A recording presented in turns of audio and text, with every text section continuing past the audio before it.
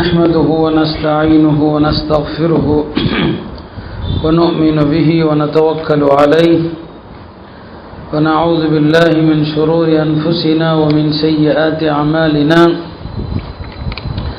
من يهد الله فلا مضل له ومن يضلل فلا هادي له أشهد أن لا إله إلا الله وحده لا شريك له وأشهد أن سيدنا ونبينا ومولانا محمدا عبده ورسوله أرسله ربه بالحق بشيرا ونذيرا وداعيا إلى الله بإذنه وسراجا منيرا صلى الله تعالى عليه وعلى آله وصحبه وبارك وسلم تسليما كثيرا أما بعد فأعوذ بالله من الشيطان الرجيم بسم الله الرحمن الرحيم وذكر فإن الذكرى تنفع المؤمنين கண்ணியத்திற்குரிய அல்லாஹ் நல்லடியார்களே, அல்லாஹுடைய பேரருள் கடந்த 2014 ஆண்டிலிருந்து மாதம் இருமுறை பெண்களுக்கான பயான்களை தொடர்ந்து செய்து வந்தோம். 2020 ஏற்பட்ட அந்த கொரோனாவிற்கு பிறகு ஒரு தொய்வு ஏற்பட்டு விட்டது. இடையில் சில வருடங்கள் இந்த பயானை நம்மால் தொடர முடியவில்லை. அல்லாஹ் இப்போது மீண்டும் நமக்கான ஒரு வாய்ப்பை தந்திருக்கிறான். தாய்மார்கள் அடுத்துள்ள பயான்களிலும் இன்னும் அதிகமான நபர்களிடம் சொல்லி உபதேசங்களை கேட்பதற்கு ஆர்வம் இருக்க வேண்டும். உபதேசங்கள் வழியாகத்தான் நம்முடைய உள்ளங்கள் உயிர் பெறுகிறது.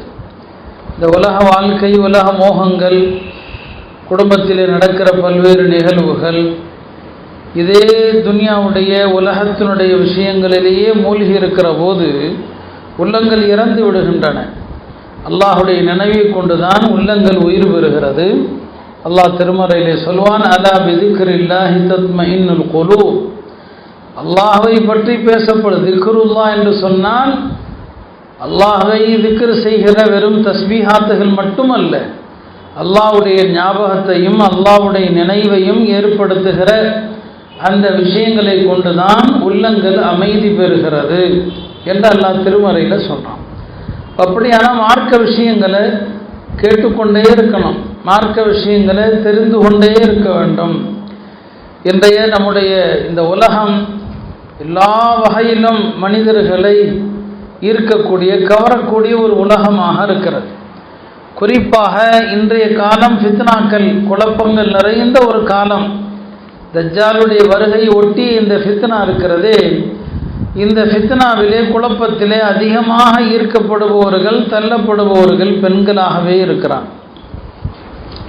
பெண்களிடத்திலே மார்க்கப்பட்டு இன்றைக்கு ரொம்பவே மழுங்கி விட்டது. புர்காவை அணிந்து கொண்டு தியேட்டருக்கு சென்று வெளியிலே வந்து பேட்டி கொடுக்கிற அளவிற்கு இன்றைக்கு சமுதாய பெண்களுடைய நிலை மிக மோசமாக இருக்கிறது. ஒரு நடிகருக்கு அருகில் உட்கார்ந்து சாப்பிடுவதும், ஒரு நடிகரோடு சேர்ந்து செல்ஃபி எடுப்பதும், இப்படி எல்லாமே இந்த புர்காவை அணிந்து கொண்டு, நான் ஒரு இஸ்லாமிய பெண், ஒரு நாகரிகத்தை விரும்பக்கூடிய பெண், கட்டுப்பாடுகள் இல்லாத பெண், என்னை யாரும் என் வீட்டில் கட்டுப்படுத்த முடியாது என்று எல்லா சமூகத்துக்கும் தெரிவிக்கும் விதமாகத்தான் இன்றைய நம்முடைய பெண்கள் சமுதாயத்தினுடைய நிலை மிக வருந்தத்தக்கதாக இருக்கிறது. இன்றைக்கு மார்க்கத்தை விட்டு வெளியேறுவதிலும், முர்த்தத்தாகுவதிலும், இஸ்லாத்தை விட்டே வெளியேறுவதிலும் ஆண்களை விட பெண்களுடைய நிலைமை தான் மோசமாக இருக்கிறது. பல்வேறு கலாச்சார சீரழிவுகளுக்கு பெண்கள் அடிமையாகி கொண்டிருக்கிற ஒரு காலத்திலே நாம் இருக்கிறோம். அருமையானவர்களே, மரணங்கள் அதிகமாகிவிட்ட காலம். எப்படியெல்லாம் விபத்துகள் வருகிறது என்பதையும் நீங்கள் பார்க்கத்தான் செய்கிறீர்கள். எந்த நிமிடம் எந்த ரூபத்திலே மலக் மௌத்து வருகிறது என்று தெரியவில்லை. இப்படிப்பட்ட உலகத்திலே வாழுகிற நாம் அடுத்த நொடி என்ன நடக்கும், அடுத்த நாள் என்ன நடக்கும், உலகம் எல்லாம் போர்கள், எங்கு பார்த்தாலும் விமான விபத்துகள். ஒரு காலத்திலே அரிதாக நடந்தது, தினமும் கேள்விப்படுகிற அளவுக்கு விபத்துகள். இப்படி கொத்து கொத்தாய் மரணங்கள் எல்லாம் நிகழ்வதை பார்த்த பிறகும் கூட நாம் அதை குறித்த கொஞ்சமும் அச்சம் இல்லாமல், மரண சிந்தனை இல்லாமல், நபி ஸல்லல்லாஹு அலைஹி வஸல்லம் அவர்கள் மரணத்தை பற்றி சொல்லுவாங்க, அது உல்லாசங்களை தகர்க்கக்கூடியதுன்னு சொல்லி ஒரு மனிதன் உல்லாசமான வாழ்க்கை வாழ்ந்து கொண்டிருக்கிறான். அந்த உல்லாச எண்ணங்களுக்கெல்லாம் தடை போடக்கூடியது மரணம்தான்.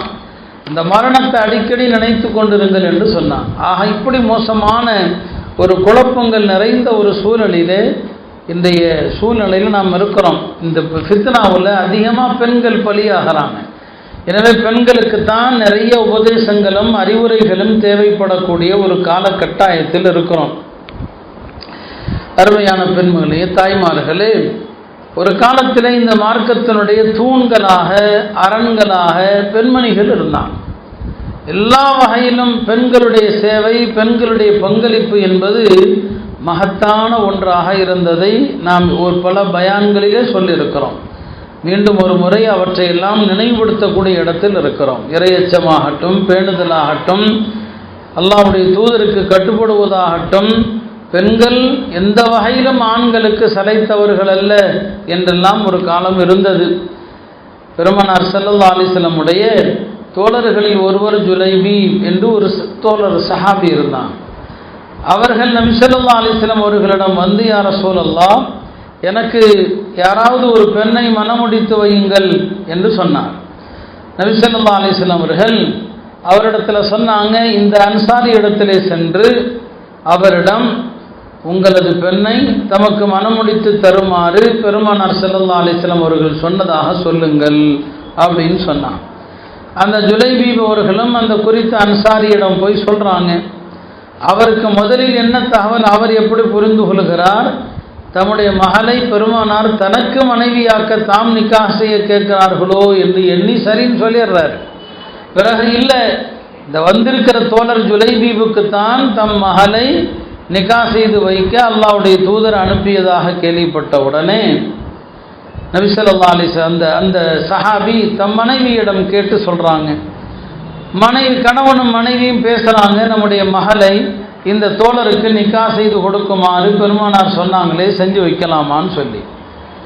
அந்த தாய் சொன்னாங்க, வேண்டாம், இவர் ஒரு சாதாரணமான மனிதர், நாம் எப்படி நம்முடைய மகளை இவருக்கு மனமுடித்து கொடுப்பது என்று அவர்கள் பேசி கொண்டிருக்கிற போது அந்த சகோதரி, அந்த பெண்மணி சொன்னாங்க, இளவயது பெண்மணி, அந்த பெண் சொன்னாங்க தம்முடைய தாய் தந்தையரை பார்த்து, உங்கள் இருவருக்கும் நாசம்தான்.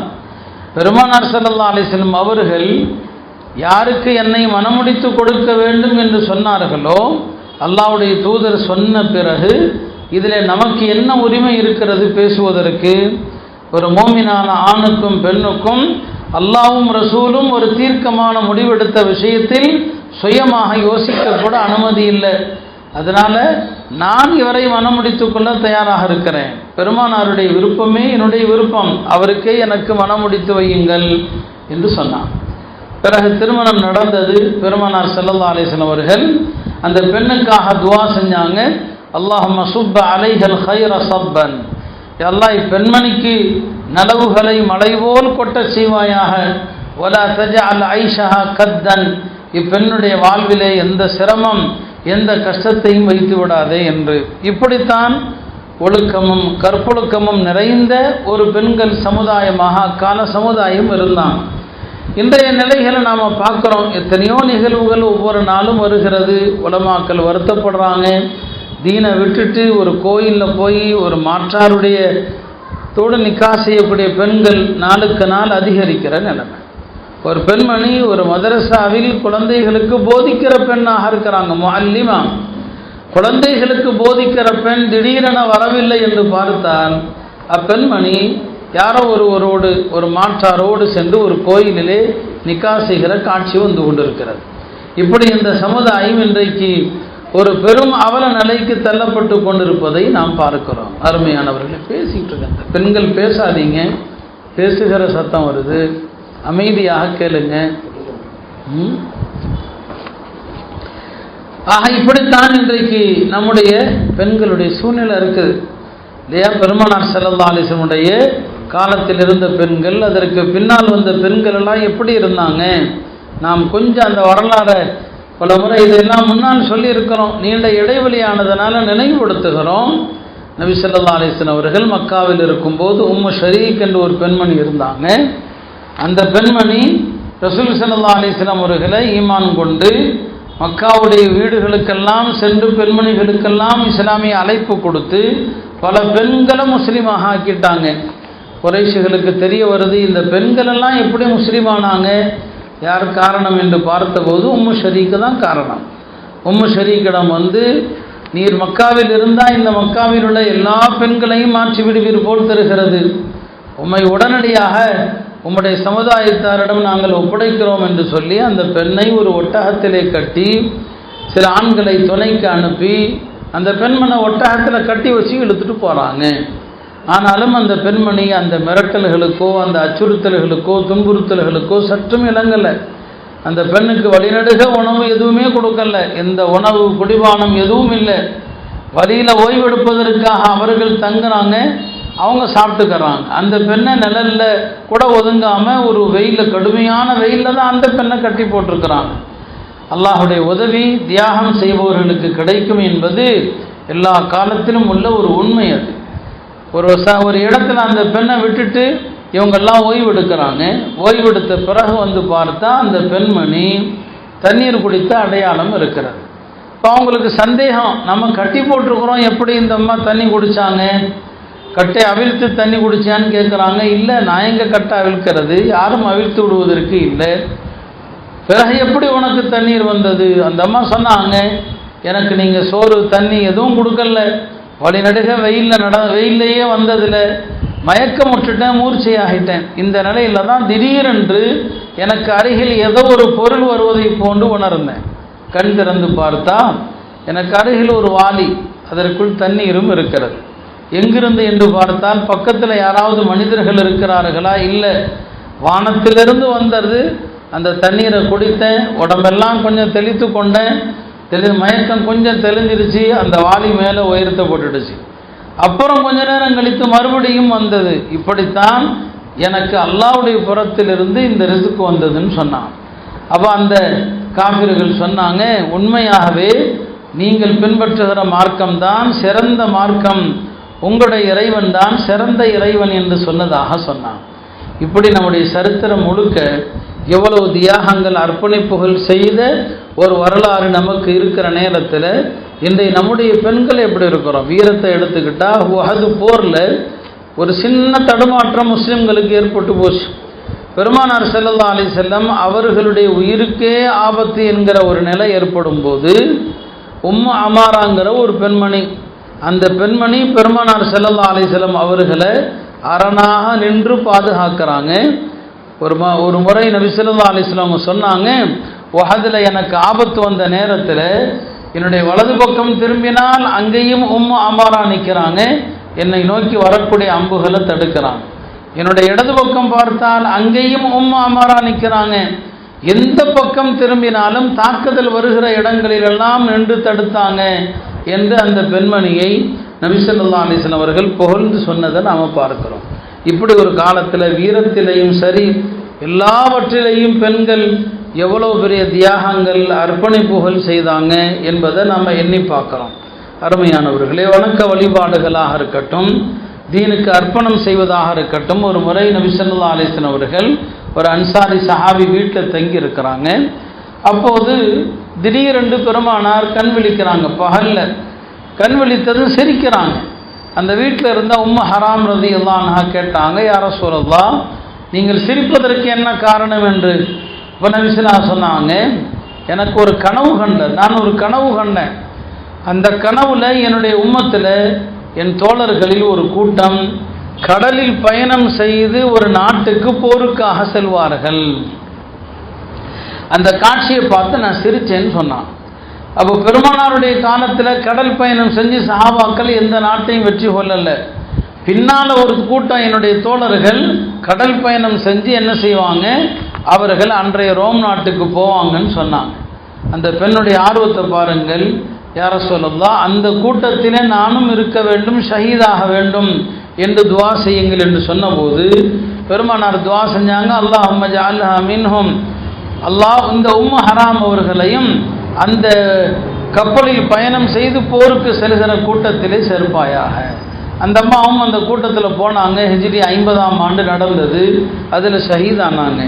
ஆக இதெல்லாம் அந்த காலத்து பெண்களுடைய ஆர்வம், அவங்களுடைய ஆசை எதில் இருந்துச்சு என்பதை பார்க்குறோம்.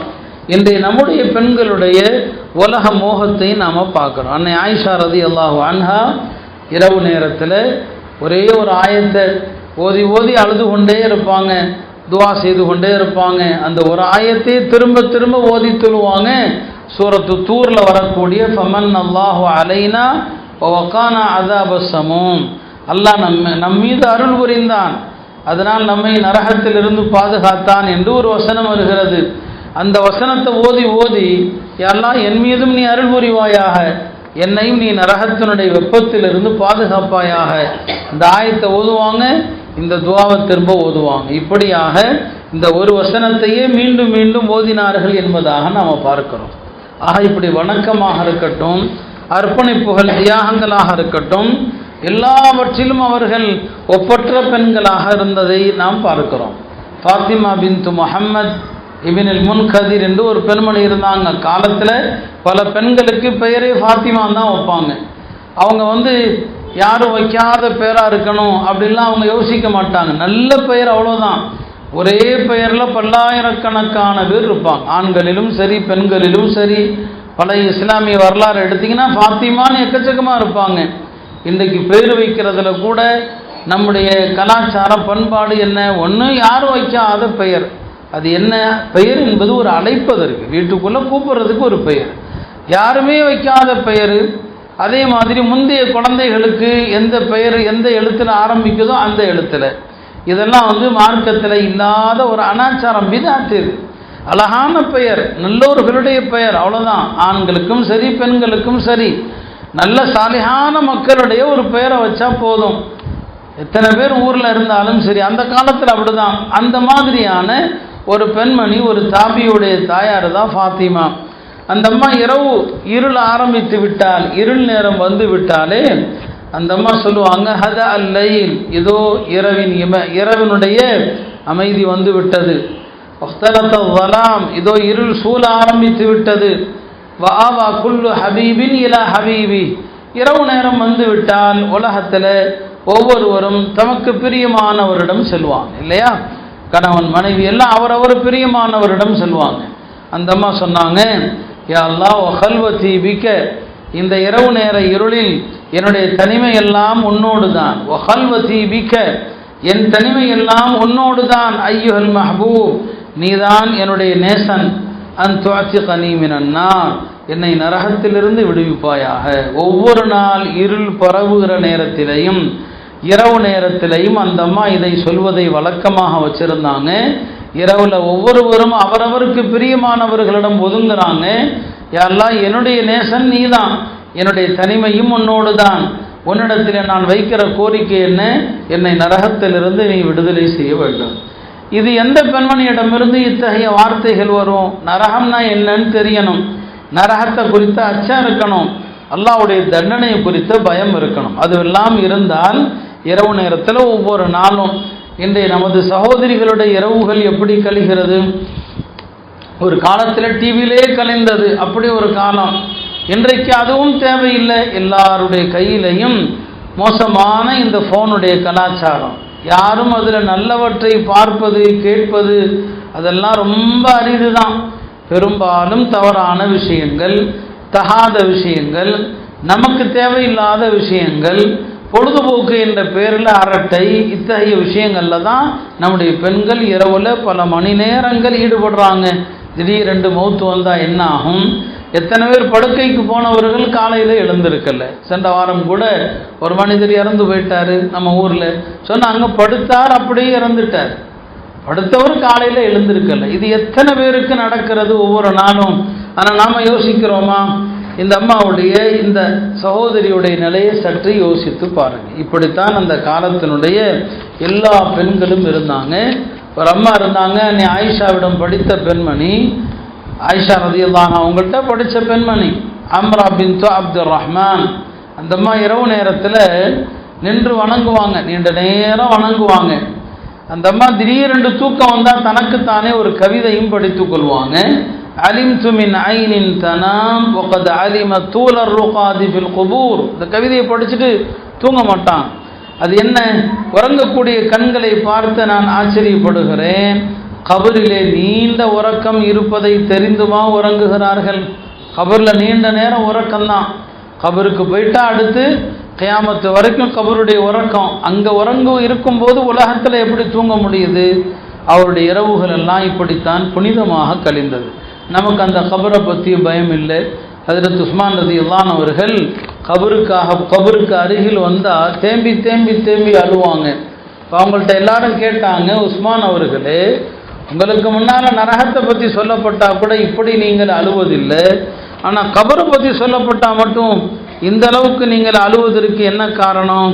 அதற்கு அவங்க சொன்னாங்க, பெருமானார் ஸல்லல்லாஹு அலைஹி வஸல்லம் அவர்கள் சொல்ல நான் கேட்டிருக்கிறேன், கபரு தான் மறுமை விடுதிகளில் முதல் விடுதி. இன்னல் கபர அவ்வலு மன்சில் மின் மனாசிலில் ஆஹிரா. கபருடைய மறுமை விடுதிகளில் முதல் விடுதி, முதல் ஸ்டேஷன் எது? கபரு தான். நீங்கள் மரணித்த பிறகு நேராக யாரும் சொர்க்கமோ நேராக யாரும் நரகமோ போவதில்லை. மரணத்திற்கு பிறகு பல ஸ்டேஷன் இருக்குது, எல்லாத்தையும் கடந்து போகணும். ஒரு வெளிநாடு போகிறோன்னு சொன்னால் ஏர்போர்ட்டில் பல அடுக்கு கடந்து தான் நம்ம என்னங்க விமானத்தில் ஏற முடியும். மறுமையிலே அப்படி தான். இப்போ சொன்னாங்க, மறுமையினுடைய பல்வேறு நிலைகளில் முதல் நிலை கபரு தான். இந்த கபரில் ஒரு மனிதன் தப்பி விட்டான் என்று சொன்னால் அதற்கு அடுத்த நிலைகளில் தப்புவது அவனுக்கு எளிதாக போயிடும். கபரில் ஒரு மனிதன் சிக்கி கொண்டான் விசாரணையில், அதுக்கு அடுத்த நிலைகள் மோசமாகத்தான் இருக்கும்னு சொன்னாங்க. இதை அவங்க கபரை பற்றி பயந்தாங்க. அந்த காலத்து பெண்கள் கபரை யோசித்து பயந்தாங்க. உஸ்மான் அல்லான்னு சொல்கிறத பாருங்க, அவள் கபரு தான் முதல் மன்சில். மேலும் சொன்னாங்க, நபி ஸல்லல்லாஹு அலைஹி வஸல்லம் அவங்க சொன்னாங்க, நான் கண்ட காட்சிகளில் கபரை விட பயங்கரமானதொரு காட்சியை கண்டது கிடையாது. இன்னைக்கு நம்மில் யாருக்கு அந்த கபருடைய பயம்? மரணங்கள் அதிகமாகிறது. மரணம் என்னங்க, இறந்தவர்களை கொண்டு போய் அடக்கிறோம். எத்தனையோ ஜனாசாக்கள் ஒவ்வொரு நாளும் பார்த்து கொண்டு தான் இருக்கிறோம். நம்மில் யாருக்கும் பயம் இல்லை. ஜனாசாக்கள் நம் வீட்டை கடந்து போகுது, நம்முடைய பக்கத்தில் போகுது. நாமும் ஒரு நாளும் இப்படி செல்லவிருக்கிறோங்கிற எண்ணம் மனிதர்களுக்கு வந்து விட்டால் அந்த மனிதர்கள் பாவம் செய்ய மாட்டாங்க. அருமையானவர்களே, இப்படித்தான் ஒரு காலத்தினுடைய பெண்கள் இருந்தாங்க. இது நமக்கு ஒரு படிப்பினை தருகிறது. அருமையானவர்களே, இன்றைய நம்முடைய காலங்கள் நேரங்கள் எல்லாமே தேவையில்லாத விஷயங்கள் தான். பெருமானார் ஸல்லல்லாஹு அலைஹி வஸல்லம் சொன்னாங்க, மின் ஹுஸ்னி இஸ்லாமில் மர்இ தர்குஹு மா லா யானி. ஒரு மனிதனுடைய இஸ்லாமிய பண்புகளில் சிறந்தது என்ன? எது அவசியம் இல்லையோ அதை விடணும். அவசியமில்லாத பேச்சு, அவசியமில்லாத செயல்கள், அவசியமில்லாததை கேட்கறது, அவசியமில்லாததை பார்க்கறது, இவை அனைத்தையும் கைவிடுவது தான் சிறந்த இஸ்லாம்னு சொன்னாங்க. இன்னைக்கு இந்த ஹதீஸ் படி நம்மில் யார்கிட்டையும் அமல் இல்லை. ஏன்னா இந்த ஃபோனே அவசியமற்றது தான். இதில் நாம் 99% தவறான தேவையில்லாத விஷயங்களை தான் நாம் பயன்படுத்துகிறோம். பாவங்கள் எதனால் நடக்குது? அதிகமாக பெண்கள் ஏன் தவறுகள் செய்கிறாங்க? ஆண்களை பொறுத்த வரைக்கும் அவங்களுக்கு வேலைப்பளு, ஏதாவது ஒரு வேலை, குடும்பத்துக்காக சம்பாதிக்கணும், குடும்பத்துக்காக உழைக்கணும். பாவத்திற்கான அடிப்படை காரணம் பெரியவர்கள் சொல்லுவாங்க, அல் ஃபராகு பாபுல் மாசியா. அதாவது வேலை இல்லாமல் இருப்பது தான் பாவத்திற்கான தலைவாசல். இன்றைய பெண்களுக்கு வேலைகள் குறைவு. வீட்டில் எல்லாமே மிஷின்கள், அரைக்கிறதுலேருந்து துவைப்பதிலிருந்து சில மணித்துளிகளில் வேலையை முடிச்சிடறாங்க. அந்த காலத்து பெண்கள் காலையில் எழுந்தாங்கன்னு சொன்னால் ஃபஜ்ர் தொழுது விட்டு சில மணி நேரங்கள் ஓதி விட்டு குழந்தைகளுடைய காரியங்களை முடித்து விட்டு வீட்டு சமையல் ஆரம்பித்தால் மதியம் லுஹர் வரைக்கும் வேலை இருக்கும். லுஹர் தொழுதா அப்புறம் சாப்பாடு, அப்புறம் கொஞ்சம் ஓய்வு, திரும்ப மாலையில் வேலை. அவங்களுக்கு பாவம் செய்கிறதுக்கு நேரம் இல்லை. இன்றைய பெண்கள் அப்படி இல்லை. அவங்க வீட்டு வேலையை சீக்கிரம் முடிச்சுட்டா பல மணி நேரங்கள் சும்மா இருக்கிறாங்க. இந்த சும்மா இருக்கிறது தான் பெரிய முசீபத்து. எல்லா பாவத்தினுடைய கதவையும் திறந்து விடுவது அதுதான். சும்மா இருக்கிறதுனால தேவையில்லாத பேச்சுகள் பேசுவது, தேவையில்லாமல் கடைகளுக்கு செல்வது, இப்படி என்னங்க எதுவும் இல்லையா, வீட்டில் உட்காந்து ஃபோன்களை பார்க்குறோம், அதில் சினிமாவை பார்க்கறது அல்லது யாருடனாவது அரட்டை அடிப்பது என்கிற எல்லா நேரங்களும் வீணாக கழிவதில் தான் பார்க்குறோம். தாய்மார்கள் வெளியில் போனால் கூட ஃபோன் பேசுகிறாங்க. பெண்கள் வெளியிலேயே செல்லக்கூடாது, மார்க்கத்தினுடைய விருப்பம் அதுதான். தேவைக்கு வெளியில் போனால் கூட ஃபோன்கள் வந்தால் ரோட்டில் பேசுவது ஒரு நல்ல இஸ்லாமிய பெண்ணுக்கு அழகல்ல.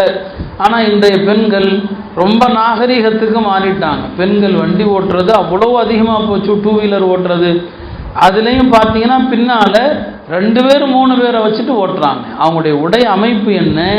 பெண்கள் இந்த இருசக்கர வாகனங்கள் 2 வீலர் ஓட்டும்போது அவங்களுடைய பருதா முறைக்கு அது பொருத்தமானா பொருத்தம் இல்லை. அதில் விபத்துகள் நடந்துடலாம். கொஞ்சம் பேலன்ஸ் தவறுனா என்ன ஆகும் யோசிச்சு பாருங்க. அப்போ இதனால என்னங்க, இந்த மாதிரி விஷயங்கள் தகாத பல விஷயங்கள் பெண்களிடத்தில் இருக்கிறத நாம் பார்க்குறோம். அருமையானவர்களே, நம்ம சமுதாயத்து பெண்களுடைய பல்வேறு அவலங்களை இன்றைக்கு நாம் பார்க்கிறோம். ஒரு காலத்தில் எவ்வளவு பேணுதலும் கற்பொழுக்கமும் இருந்தது, அதையெல்லாம் இன்றைய நம்முடைய தாய்மார்கள் மறந்துட்டாங்க. கணவனை மதிக்கிறதில்லை, கணவனுடைய பேச்சை இன்றைய தாய்மார்கள் கட்டுப்படுறதில்லை.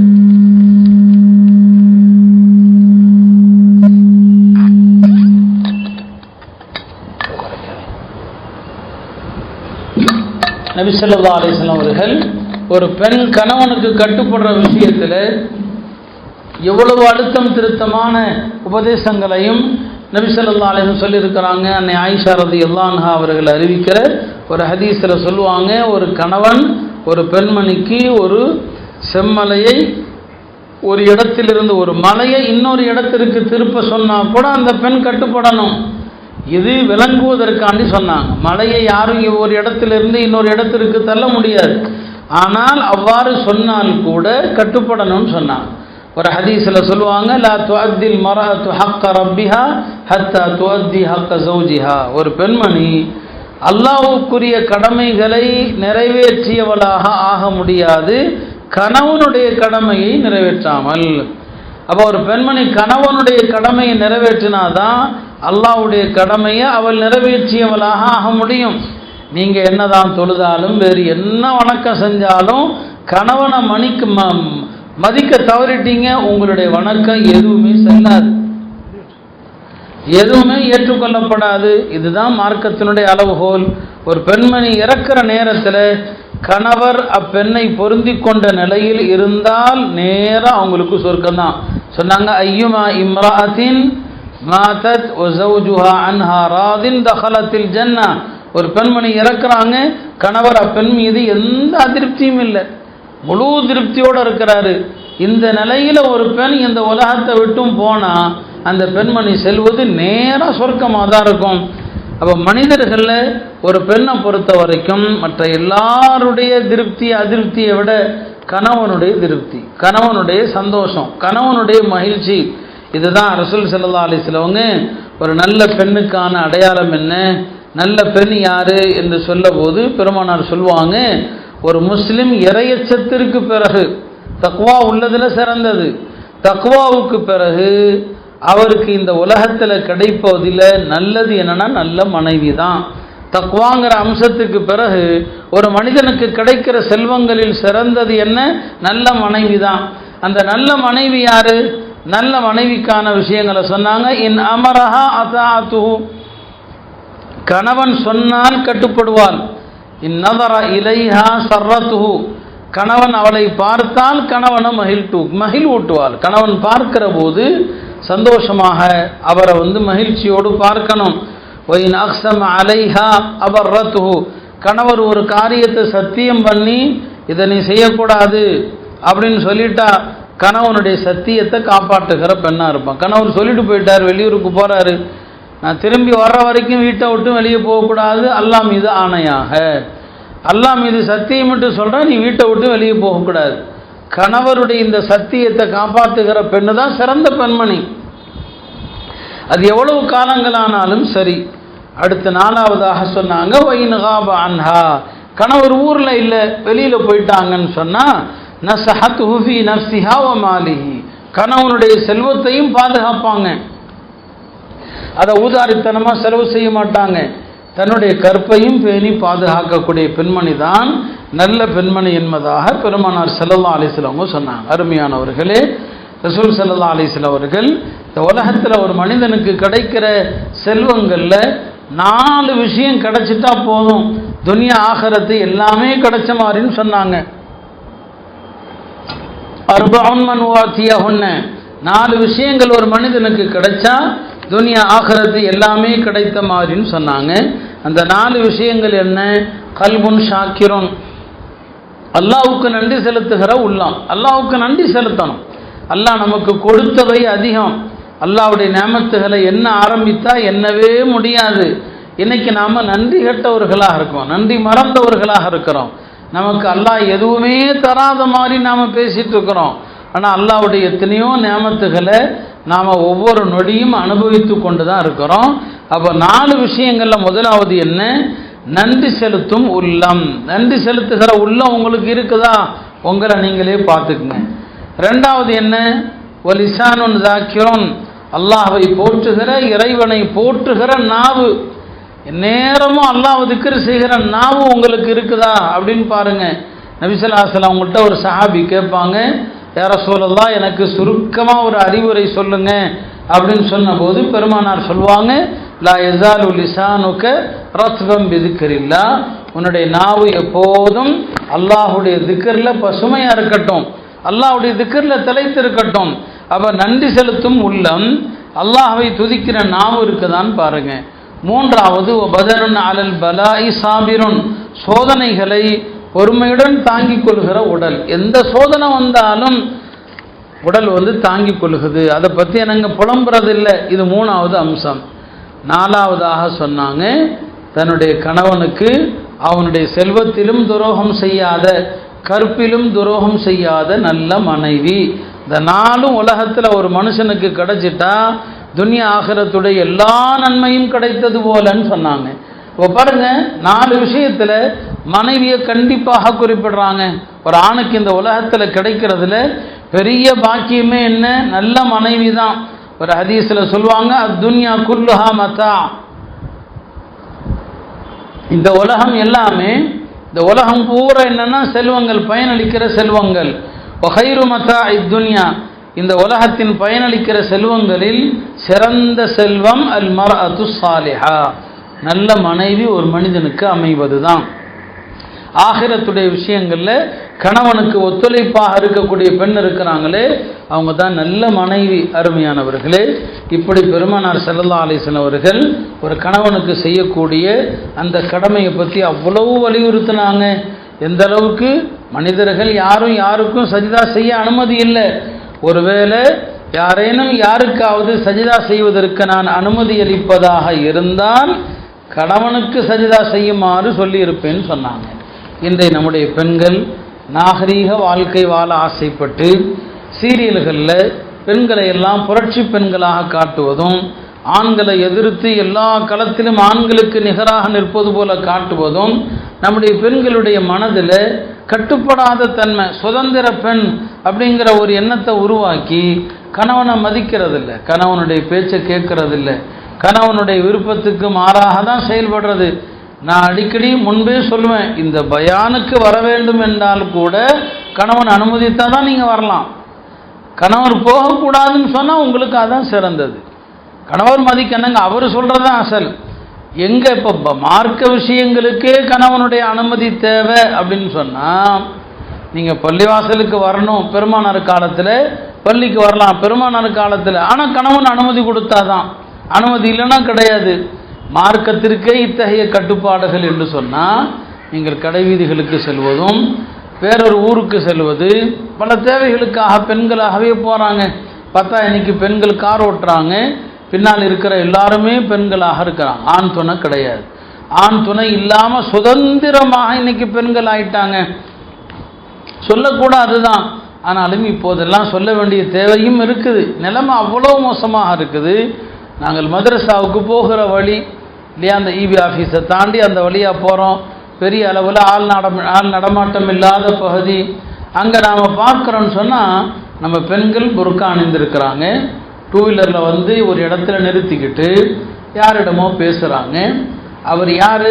ஒரு அந்நிய ஆண் என்று எப்படி தெரிகிறோன்னு பார்த்தா அவர் போட்டு வச்சுருக்கிறார், முஸ்லீமும் இல்லை. சரி, முஸ்லீமாக இருந்தால் கூட நாம் ஒரு நல்லெண்ணத்தின் அடிப்படையில் யாரோ அந்த பெண்மணி தன்னுடைய உறவினர்கள்ட்ட யார்கிட்டையோ பேசுகிறாங்க, தன்னுடைய சொந்தக்காரங்கள்ட்ட யார்கிட்டையோ பேசுகிறாங்க, ஒரு மகரமான ஆணிடத்தில் பேசுகிறாங்கன்னு சொல்லி ஒரு நல்லெண்ணம் வைக்கலாம். ஆனால் பார்த்தா அப்படி வைக்க முடியல. வேறொரு சமூகத்தை சார்ந்தவங்கள்ட்ட பேசுகிறாங்க, வேறொரு சமூகத்தை சார்ந்த ஒரு இடத்துல ஊருக்கு ஒதுக்குப்புறமா எதுக்காக பேசுகிறாங்க? அப்போ இங்கே வண்டி ஓட்டுறது வசதியாக போச்சு, எங்கேனாலும் உடனே போய்க்கொள்ளலாம். நான் எல்லா பெண்களையும் குறை சொல்லலை. இன்றைக்கு பெண் சமூகம் மாறிக்கொண்டிருக்கிறது. ரொம்ப ரொம்ப அவலமான ஒரு சூழ்நிலை. ஒரு சினிமா பார்த்துட்டு வந்து அந்த சினிமாவை பற்றிய பேட்டியை முஸ்லீம் பெண்கள் புர்காவோடு கொடுக்குறாங்க. இது எவ்வளோ பெரிய அவமானம், இது எவ்வளோ பெரிய இழிவு இது இல்லையா? இன்றைக்கி அரசியல் கட்சிகளில் போய் சேர்ந்து கொண்டு அதில் புர்காவோடு போஸ் கொடுக்கறதும் ஃபோட்டோக்களில் இடம் கொடுக்கறதும், இப்படி என்னன்னு சொன்னால் இன்றைக்கு பெண்களுடைய நம் சமுதாயத்தினுடைய கண்ணியம் கௌரவம் செதஞ்சு போச்சு. எந்த கணவனும் அதை விரும்ப மாட்டான். கணவனுடைய விருப்பத்தை மீறி தான் இவர்கள் செய்கிறாங்க. கணவனுடைய விருப்பத்தை எந்த அளவுக்கு ஒரு பெண் மதிக்கணும், நபி ஸல்லல்லாஹு அலைஹி வஸல்லம் சிறந்த பெண்ணுடைய அடையாளங்களை சொல்லும்போது, ஒருவேளை கணவன் கோபித்து கொண்டால், ஏதோ ஒரு சண்டை, கணவன் கோபித்து கொண்டா ஒரு நல்ல பெண்மணி யாருன்னா தன்னுடைய கரத்தை கணவனுடைய கரத்தில் வைத்து, இதோ என்னுடைய கரம் உங்கள் கரத்தின் மீது, உங்களுக்கு கட்டுப்படுவது தான் எனக்கு, நீங்கள் பொருந்தி கொள்ளாமல் நான் எதையுமே சாப்பிட மாட்டேன் என்று சொல்லுகிற பெண்மணி தான் நல்ல பெண்மணி. ஆனால் இன்றைக்கு அப்படியா நிலைமை? ஆண்கள் தான் கெஞ்சணும். கோபித்து கொண்டா கூட சமாதானத்துக்கு ஆண்கள் இறங்கி வர வேண்டிய சூழ்நிலையை தவிர பெண்கள் இறங்கி வரக்கூடிய சூழ்நிலை இல்லை. இப்படி இப்போ கணவனுக்கு கட்டுப்படுகிற விஷயத்தில் பெண்களுடைய நிலைமை நாளுக்கு நாள் மோசமாக இருக்குது. எல்லாம் இந்த சமூக ஊடகங்கள். ஆகிரத்தை பற்றிய சிந்தனை இல்லை, மறுமையை பற்றிய சிந்தனை இல்லை, வணக்க வழிபாடுகள் இல்லை, குர்ஆன் திலாவத்து கிடையாது, மார்க்க விரோதமான விஷயங்கள் அதிகரித்து கொண்டே போகிற ஒரு நிலையில் இருக்கிறோம். அருமையானவர்களே, காலங்கள் சோதனை காலங்கள், தஜ்ஜாலுடைய வருகைக்குரிய காலங்கள், உலகத்தில் போர்கள், நிலநடுக்கங்கள், எப்போது வேண்டுமானாலும் என்ன வேணாலும் நடக்கக்கூடிய உலகம். நீங்கள் இந்த நிலையில் தௌபா செய்யாமல் மூத்தாயிட்டா அல்லாஹுக்கு முன்னால் விசாரணை மிக கடுமையானதாக இருக்கும் என்பதை அஞ்சு நம்முடைய வாழ்க்கையை மாற்ற வேண்டிய ஒரு சூழ்நிலை. அதனால் பெண்கள் நல்லவர்களாக இருந்துட்டா ஆண்கள் எல்லாம் அவுலியாக்களாக ஆயிடுவாங்க. ஒரு பெண்மணி போதுங்க எனக்கு, நீங்கள் தர்றது போதும் அப்படின்னு நினச்சிட்டா ஆண்கள் ஹராமாக சம்பாதிக்க மாட்டான். ஒரு ஆண் ஹலால் ஹராமை பார்க்காம பேணுதல் இல்லாமல் சம்பாதிக்கிற நிலை எதனால் வருது? பெண்களுக்கு அவனால் கொடுத்து கட்டுப்படி ஆகிறதில்லை. ஒரு குறைஞ்ச மிதமான சம்பளம், ஒரு நடுத்தரமான சம்பளம் வாங்கினா மனைவி கேட்குறதையெல்லாம் வாங்கி கொடுக்க முடியாது. ஏன்னா இவங்க ஆசைப்படுறதையெல்லாம் வாங்கக்கூடியவங்க, பார்க்குறதையெல்லாம் வாங்குறவங்க. இருக்கும் எக்கச்சக்கமான ட்ரெஸ் இருக்கும், ஆனாலும் ஒரு கடைக்கு போனால் அவங்களுக்கு ஒரு ட்ரெஸ் எடுக்காமல் வரமாட்டாங்க. வீட்டில் இருக்குது பீரோ நிறைய ட்ரெஸ் இருக்குது. ஒரு ஆணால் இதுக்கெல்லாம் தாக்கு பிடிக்க முடியல. இன்றைய பல்வேறு செலவுகள் நிறைந்த உலகத்தில் அப்போ சம்பாதிக்கிறதுக்கு ஹலாலாக சம்பாதிச்சா, நியாயமாக சம்பாதிச்சா வீட்டில் மனைவியை திருப்திப்படுத்த முடியல. அப்போ பெண்கள்கிட்ட தீன் இல்லை, போதும் என்ற மனோநிலை இல்லை, ஆண்கள் தப்பு செய்கிறாங்க. அப்படி இல்லாமல் பெண்கள் போதும், எனக்கு நீங்கள் தர்றது போதும். ஒரு ஹதீஸில் பெருமானார் ஸல்லல்லாஹு அலைஹி வஸல்லம் ரொம்ப அழகாக சொல்லுவாங்க, இத்தகில் மஹாரிம் தகுன் அபதன் நாஸ். ஹராம் எதுவோ அதை விட்டு விலகி இருங்க. ஹராமை விட்டு விலகி இருப்பது தான் சிறந்த இபாதத்து. இபாதத் என்பது தொழுகை இல்லை, நோம்பல்ல, ஜக்காத் அல்ல, ஹஜ் அல்ல, ஹராமை செய்யாமல் இருக்கிறது தான். ஃபோனை பார்க்காம இருக்கிறது தான் இபாதத்து, டிவி பார்க்காம இருக்கிறது தான் இபாதத்து, மார்க்கத்தில் தடுக்கப்பட்ட எல்லா விஷயங்களை விட்டும் விலகி இருப்பது தான் இபாதத்து. புறம் பேசாமல், பொய் பேசாமல் இருப்பது, அடுத்தவர்களுடைய குறைகள் பேசாமல் இருப்பது, அதுதான் இபாதத்துன்னு சொன்னாங்க. அடுத்து சொல்லுவாங்க, வரதபிமா கசம் அல்லாஹுலக்க, அல்லாஹ் உங்களுக்கு எந்த வாழ்வாதாரத்தை கொடுத்திருக்கிறானோ அது எனக்கு போதுன்னு பொருந்தி கொள்ளுங்க. தக்குன் அகனன்னாஸ், மக்களில் நீங்கள் தான் உள்ளத்தால் மனநிறைவு பெற்ற செல்வந்தர்கள். செல்வங்கிறது வெளிப்படையாக இருக்கிற பொருளுக்கு பெயர் அல்ல, உள்ளத்தில் இருக்கிற தன்னிறைவு தான். அல்லாஹ் எனக்கு கொடுத்தது போதும்னு நினைங்க, நீங்கள் தான் தன்னிறைவு பெற்ற மனிதர்கள். பெண்கள்கிட்ட இந்த தன்னிறைவு வந்துட்டா போதும். பெருமானார் ஸல்லல்லாஹு அலைஹி வஸல்லம் அப்படி தான் துஆ செய்வாங்க, யா அல்லாஹ் எனக்கு தன்னிறைவை கொடு, நீ கொடுத்தது போதும். அல்லாஹும்ம கன்னிஅனி பிமா ரஸக்தனி, யா அல்லாஹ் எந்த வாழ்வாதாரத்தை எனக்கு கொடுத்திருக்கிறாயோ அது போதும் என்ற மனதை எனக்கு கொடு. இந்த துஆ பெண்கள் ரொம்ப செய்யணும். பெண்கள்கிட்ட போதும் அப்படிங்கிற எண்ணம் வந்துட்டா ஒரு ஆண் வரம்பு மீறி போக வேண்டிய தேவையில்லை. வருமானத்தை கொடுப்பாரு, ஹலாலான வருமானத்தை கொண்டு போதுமாக்கி கொள்ளக்கூடிய நிலையில் பெண்கள் இருப்பாங்க. அப்போ இந்த ஹதீஸா தான் சொன்னது, அல்லாஹ் கொடுத்ததை பொருந்தி கொள்ளுங்கன்னு சொன்னாங்க. மூணாவதாக சொன்னாங்க, அஹ்சின் இலா ஜாரிக, அஹ்சின் இலா ஜாரிக்க, உங்களுடைய அருகிலுள்ள அண்டை வீட்டினரோடு அழகான முறையிலே நடந்து கொள்ளுங்கள். தக்குன் முஃமினன், அப்பதான் உண்மை விசுவாசி நீங்கள்.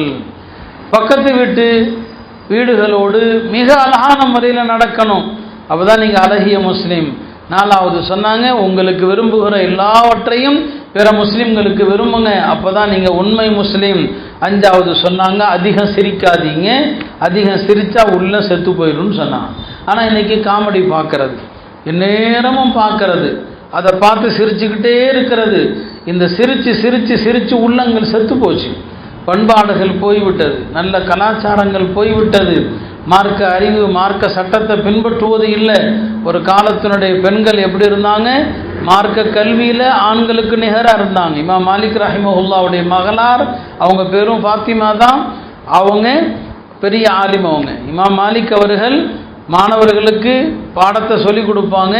மாணவர் யாராவது தவறாக வாசித்து இமாம் மாலிக் அவர்கள் கவனிக்கல, அவங்களுடைய மகளார் உள்ள இருந்து தன்னுடைய நகத்தால் தட்டுவாங்க, கதவை பேச மாட்டாங்க. ஏன்னா பெண்ணுடைய குரல் ஆண்களுக்கு தெரிய வேண்டாம் என்று நகத்தால் தட்டுவதை வச்சு புரிஞ்சுக்குவாங்க யாரோ தப்பா வச்சிருக்கிறாங்க. அப்புறம் அந்த தவறு திருத்தி கொடுக்கப்படும். இந்த அளவுக்கு பெண்கள் புத்திசாலிகளாக இருந்தாங்க. மார்க்கத்தை பின்பற்றுவதில், ஷரியத்தை பின்பற்றுவதில் பெண்கள் ஒரு காலத்தில் எப்படி இருந்தாங்க? ஒரு மனிதன் இறந்து விட்டால் இறந்த மனிதனுடைய சொத்துகள், அவன் விட்டு சென்ற பொருள்கள், சிறியது பெரியது எல்லாத்திலையும் பங்காளிகள் வந்துருவாங்க. இது அந்த காலத்து பெண்கள் கூட மதிச்சாங்க. இன்றைக்கு பாக பிரிவினையை பற்றி சொன்னால் உடனே அடுத்த விஷயம் என்ன எல்லாரும் சொல்கிறாங்க? குடும்பத்தை பிரிக்கிறான். மார்க்கம் பிரிக்க சொல்லுது, சொத்தை பிரிக்கணும்.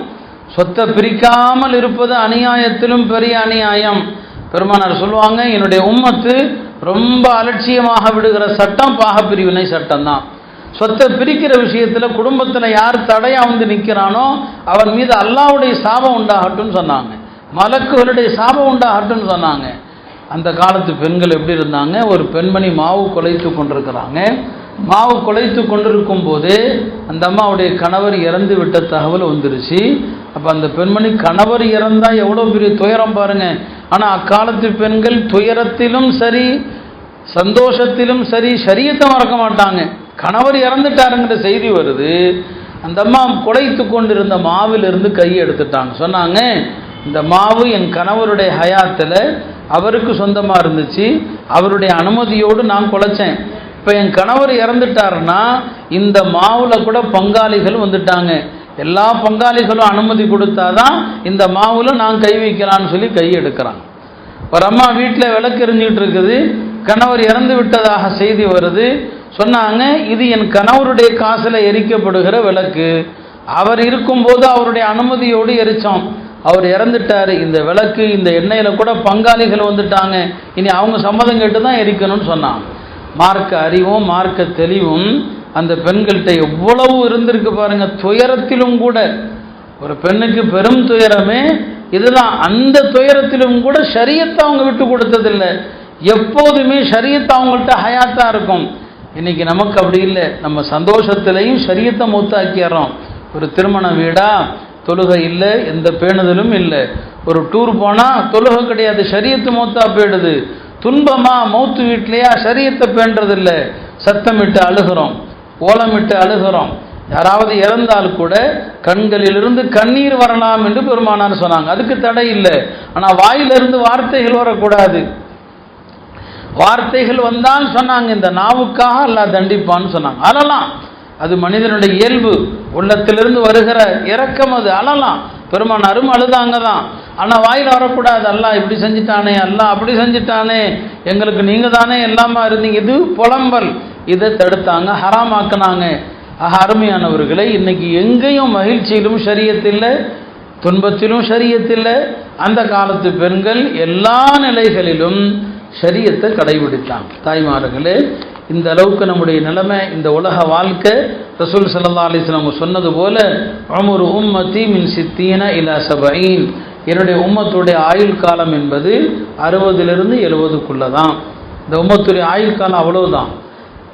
அதுவும் இந்த காலத்தில் எவ்வளவு சிறிய வயது மரணங்கள் இல்லையா? வாலிப வயதில் மரணம், திருமணத்திற்கு முன்னால் மரணம், திருமணமாகி கொஞ்ச நாளில் மரணம், குழந்தை பருவ மரணங்கள், நடுத்தர வயது மரணங்கள் என்று இப்போ அதுவும் குறைஞ்சு போச்சு. கியாமத்து நெருங்க நெருங்க இன்னும் அதிகமாக மௌத்துகள் ஏற்படும் என்று ரசூல் ஸல்லல்லாஹு அலைஹி வஸல்லம் சொன்னாங்க. அதான் இப்போ நடந்துட்டு இருக்குது.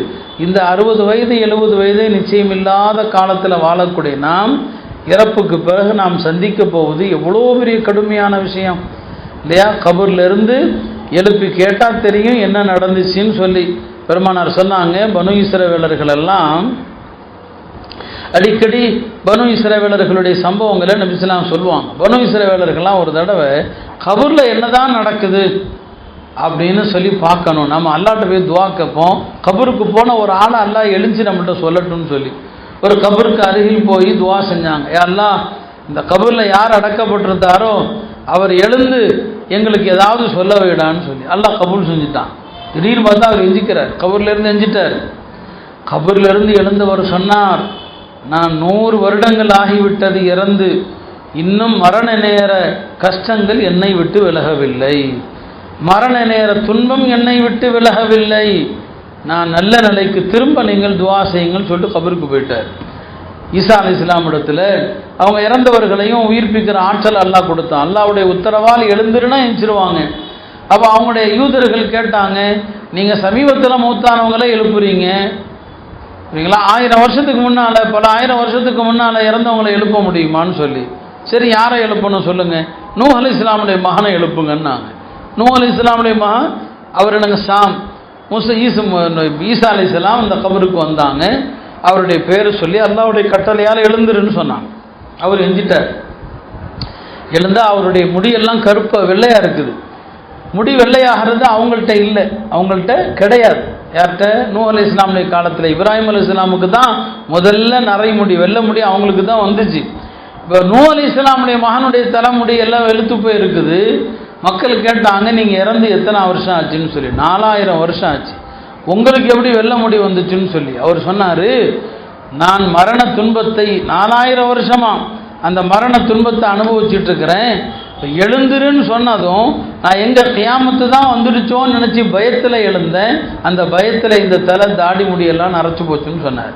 அருமையானவர்களே, அத்தகைய பயம்தான் எல்லா காலத்திலையும் மக்களிடம் இருந்தது. நாம் இன்னைக்கு அந்த கபரை பற்றி, மன்னரை வாழ்க்கையை பற்றி, மரண நேரத்தை பற்றி சிந்திக்கிறதே இல்லை.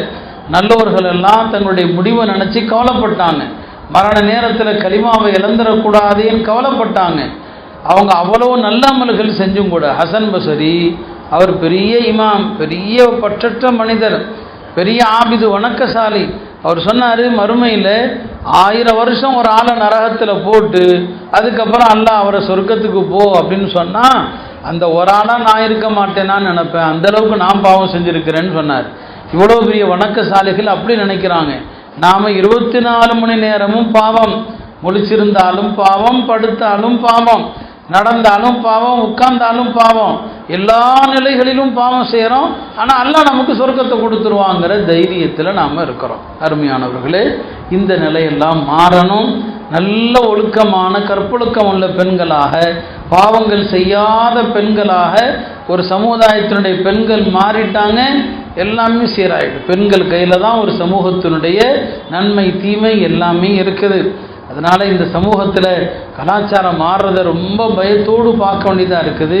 யாரோ ஓரிரு பெண்கள் அங்கிங்கனாதபடி வண்டி ஓட்டினாங்க. பார்த்தா இன்றைக்கி சாயங்காலம் ஒரு 4 மணிக்கு அப்படியே ஒரு டீ குடிக்கலான்னு வெளியே வந்தால் ஸ்கூல் பிள்ளைங்களை கூப்பிட்டுட்டு ஏகப்பட்ட பெண்கள் போகிறாங்க. இது நல்ல அறிகுறியாக தெரியல. கூடுமா கூடாதாங்கிற சட்டத்தை ஒதுக்கிடுங்க. பேணுதலாக இல்லையானா பேணுதல் கிடையாது, இது பேணுதல் இல்லை. தயவுசெய்து இந்த நிலையை மாற்றுங்க. வீட்டில் உள்ள ஆண்கள், கணவனோ அல்லது பிள்ளைகளோ, ஆண் பிள்ளைகள் இருந்தால் அவங்கள வச்சு வாகனம் ஓட்டுங்க. வாகனம் ஓட்டியெல்லாம் பழகி இந்த சமுதாயத்தினுடைய கண்ணியத்தை தயவு செய்து கெடுக்க வேண்டாம். அதனால் நல்ல பெண்கள் தான் ஒரு சமுதாயத்தினுடைய உயர்வுக்கு காரணம். பெண்கள்கிட்ட கலாச்சாரம் போயிடுச்சு, ஒரு சமுதாயம் கீழே போயிடும். நம்ம ஊர் அல்ஹம்துலில்லாஹ் அழகான ஒப்பற்ற ஒரு கலாச்சாரத்திற்கு பேர் போன ஊர். நம்முடைய ஊரில் இன்னும் நல்ல விஷயங்கள் நடக்கணும்னு சொன்னால் அது தாய்மார்கள் கையில் தான் இருக்குது. இல்லாமல் அல்லாஹ் இத்தகைய பயான்கள் மூலமாக பெண்களிடத்தில் ஒரு சிறந்த மாற்றத்தை, சிறந்த எழுச்சியை தரணும். அடுத்தடுத்து நடைபெறவிருக்கிற பயான்களிலும் கலந்து நல்ல உபதேசங்கள் உள்ளத்தில் நல்ல மாற்றத்தை ஏற்படுத்தி நல்ல வணக்கசாலிகளாக, தொழுகையை உரிய நேரத்தில் தொழக்கூடிய பெண்களாக, தினமும் குர்ஆன் ஓதுகிற மக்களாக, பர்தாவை உச்சகட்டமாக பேணுதலான கடைபிடிக்க மக்களாக, கணவனை மதித்து நடக்கிற மக்களாக அல்லாஹ் நம்முடைய பெண்கள் எல்லோரையும் ஆக்க வேண்டும். எல்லா விஷயத்திற்கும் கணவனுடைய அனுமதி வேண்டும். பெண்களுக்கு நாம் இன்னொன்றையும் சொல்லிக்கொள்கிறோம், நம்முடைய மார்க்கம் பெண்களுக்கு எல்லா வணக்கத்தையும் தனியாக தான் வச்சுருக்கு. ஆண்களுக்கு ஜமாத்து, பெண்களுக்கு ஜமாத்து இல்லை. அவங்க வீட்டில் தொழுகிறது சிறந்தது. இந்த பயான்களுக்கு ஒரு நிர்பந்தம், பெண்களுக்கு சில சட்டத்தை சொல்கிறதுக்கு கூப்பிட்றோம். அதுவும் சொன்னால் கணவன் அனுமதித்தாதான். பெண்களுக்கு கூட்டாக எந்த வணக்கமும் இல்லை. பெண்களுக்கு கூட்டு திக்கர் அப்படின்னு ஒன்று இல்லை. நீங்கள் வீட்டில் தனியாக திக்கர் செய்கிறது தான் சிறப்பு. கூட்டு திக்கரு அப்படின்னு யார் கூப்பிட்டாலும் தேவையில்லை. வீட்டில் நீங்கள் திக்கரு செய்யுங்க, அதுதான் உங்களுக்கு நல்லது. நீங்கள் வீட்டில் துவா செய்யுங்க, அதுதான் உங்களுக்கு நல்லது. எல்லாம் வல்ல அல்லாஹ் மார்க்க சட்டங்களை முழுமையாக விளங்கி புரிந்து அமல் செய்யக்கூடிய தௌஃபீகை தருவானாக. வஆகிரு தஅவானா அனில் ஹம்துலில்லாஹி ரப்பில் ஆலமீன். அஸ்ஸலாமு அலைக்கும் வரஹ்மத்துல்லாஹி வபரகாத்துஹு.